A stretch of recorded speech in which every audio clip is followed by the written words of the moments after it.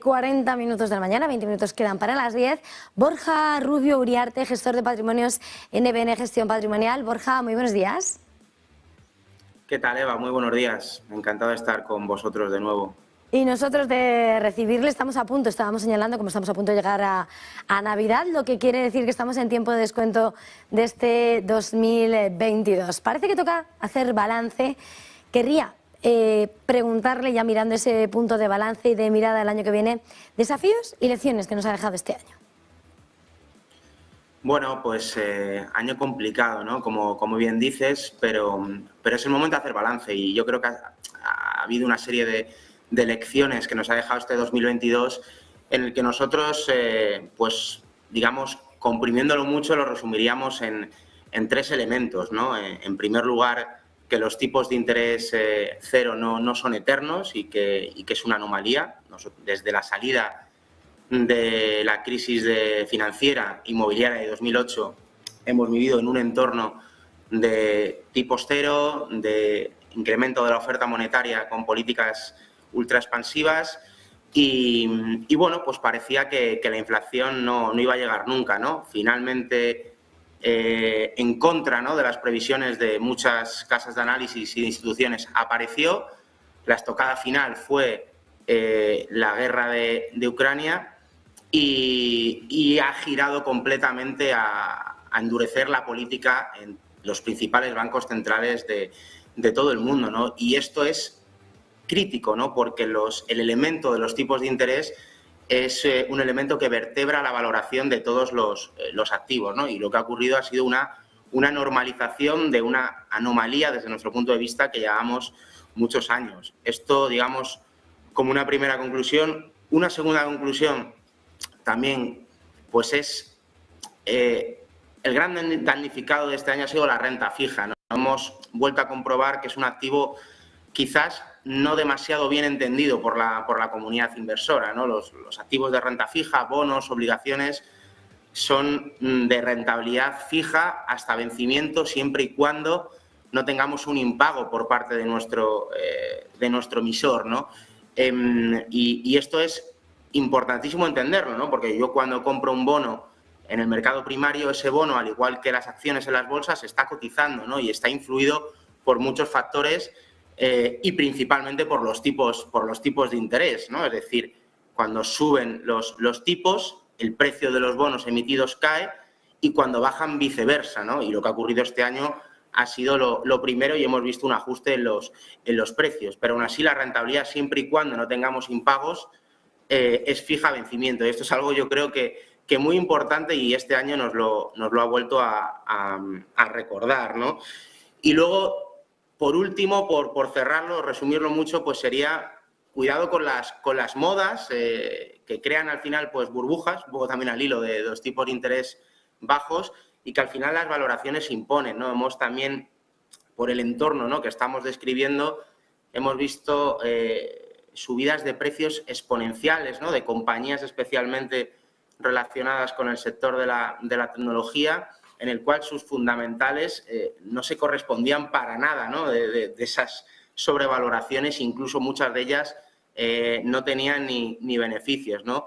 Pues este año, con un poco el punto de inflexión de la subida de los tipos de interés, que como antes comentaba, pues vertebra la valoración de todos los activos, pues ha habido una espantada, ¿no?, de inversores y un fuerte ajuste, sobre todo en ciertas compañías y en ciertos sectores, que posiblemente esas valoraciones no volvamos a ver jamás, ¿no? Entonces, estos tres elementos yo creo que resumen bien lo que ha ocurrido este año, ¿no? Y para eso, ya un poco por cerrar la pregunta, nosotros, pues en el trabajo que hacemos con nuestros inversores, pues repetimos y no nos cansaremos dos cosas de forma muy recurrente, ¿no? En primer lugar, la importancia y la relevancia que coge el horizonte temporal en las inversiones.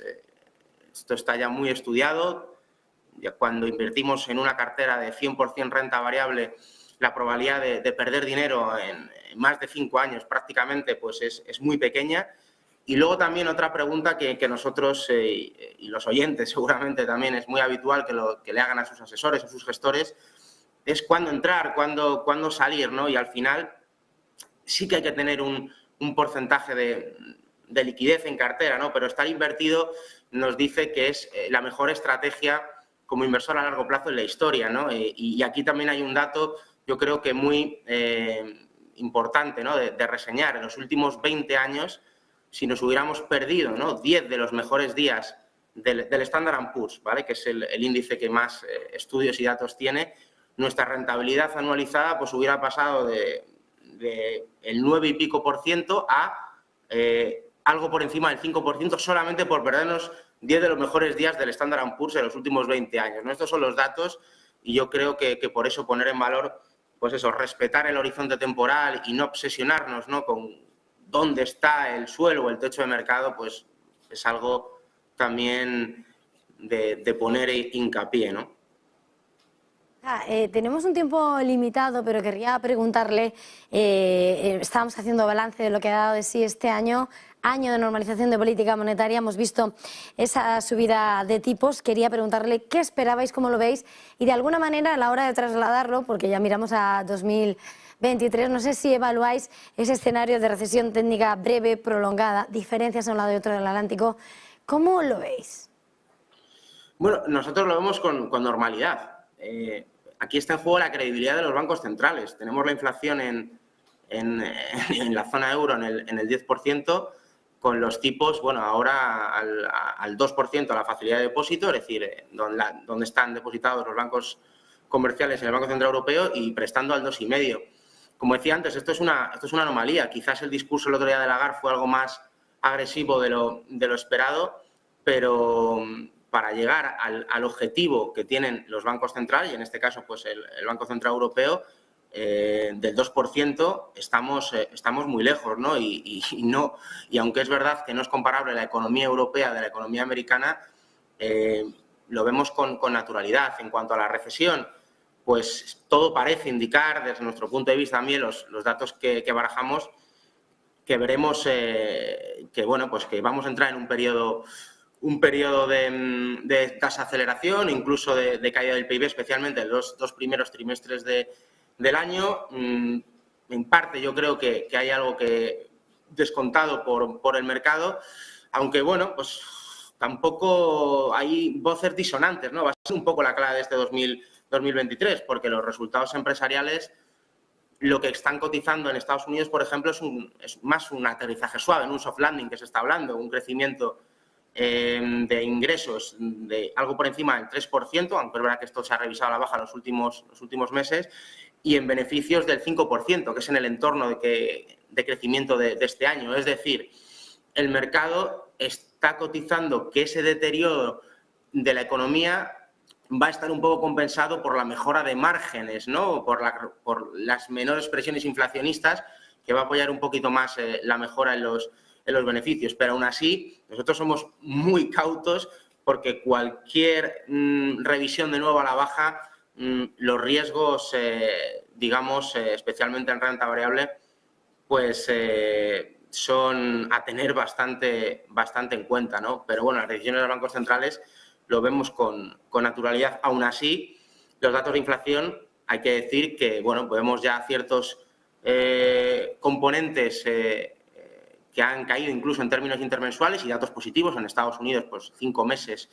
y en Europa, pues parece ser que ya estamos cerca del pico, pero bueno, aún así estamos muy lejos, ¿no? de los objetivos y con tipos reales negativos que es difícil de sostener, ¿no? Para mantener la estabilidad financiera.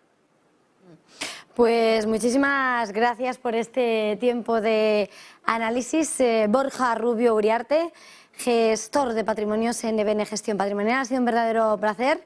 Feliz jornada, feliz negocio, feliz Navidad. Pues igualmente, Eva, muchísimas gracias. Un saludo a todos.